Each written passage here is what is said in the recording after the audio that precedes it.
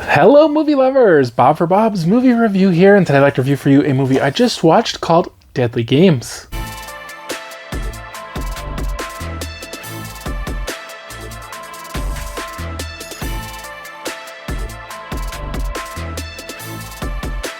This one was sent to me for review by Arrow Video. If you get a chance, check this one out. Let me know your thoughts down in the comment section below. I'll include more information, include links, purchase one down in the description. So they put together this really nice set for this movie. I did do an unboxing of this. Just search for Deadly Games on my channel to find that one. Really nice artwork on it. Unfortunately, the movie was a little bit disappointing.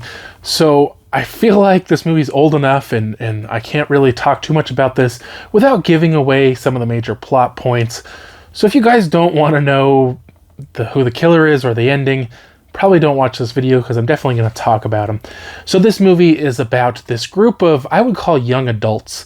I don't believe they're teenagers or maybe like 19 or 20. They're out of high school and they're just kind of all friends. And one of their friends, she's just kind of hanging out at home and this strange voice calls her over the phone. And he's just acting really weird and saying that he likes her shirt or something, and she thinks it's her friend kind of messing with her. And then a few minutes later, somebody is in her house and chasing her throughout the house, and she falls out of a window. He doesn't technically kill her, she just falls out the window. Now the killer is wearing a ski mask through the movie, so they're trying to hide his identity, but then they purposely try to make you think it's one of the characters. He smokes, he has asthma, he's a little strange, and a little standoffish, and he maybe seems like a serial killer. And when they show the killer, they do show him smoking and having trouble breathing and making these noises just like the other guy did. But then it's not even him. Like, I'm just like, the whole time through the movie, I'm like, it's obvious who the killer is. Why is he wearing a mask? But they just, but it's almost like, why? It's like misdirection, but in such a dumb way, unless for some reason the other guy pretended he had asthma when he was the killer. Why though? It didn't really make any sense. So this cop comes to kind of investigate, and they believe it's murder and not suicide. And her younger sister comes, and she kind of ends up hanging out with all her friends, or just all these people who knew each other, I guess, from high school. And the cop is married, but he starts dating the younger sister. And at this point in the movie, I get a little confused because I'm like, it becomes like a romance between the cop and the younger sister. And even there's like romantic music playing, and there's about 20-30 minute segment of like just this romance. And I'm like, I thought this was a horror movie. Like, why are they going like so much into this romance? And it started feeling just real weird, and definitely a different tone there. He does kill one more woman, and then I can't remember if he killed one more or tried to kill one more. And the whole time you're thinking, it's the guy. Again, they make it obvious to make you think it's him when it's not. And then so in the end, it ends up actually being the cop, which was a strange twist.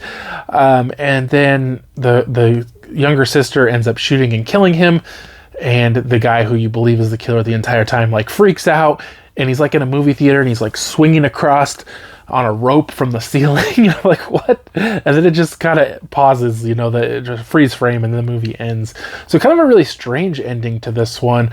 There isn't a lot of kills. I want to say, minus when she shoots the cop, it was only 2 to 3 kills, and they weren't super interesting. Like, it wasn't like slasher style or gory, or it was just kind of real tame. And the movie is real slow. It started out real good. Like, I liked the beginning, where it just had this really creepy atmosphere, and there was really great sound effects, and the music and everything seemed to go really good with the atmosphere. But it never seemed to really go back to that. It just, like I said, turns into a romance at one time. They're all playing football, and it goes on for a super long time. And I'm like, I don't know, is this really important to the story? Why do we need to be watching so much of this football game? So yeah, overall, the movie was all right. I thought the Blu-ray looked great. Like, it was a really great looking picture. They did a really good job with the restoration on this one. Mostly dark or night scenes in this movie. I didn't notice too much grain in most of the movie. I thought it looked really good. It was a really enjoyable picture quality.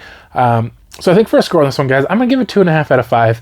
The movie's all right. It's a little slow, not enough kills, or not enough like interesting kills. Purposely misdirecting you in such an obvious way.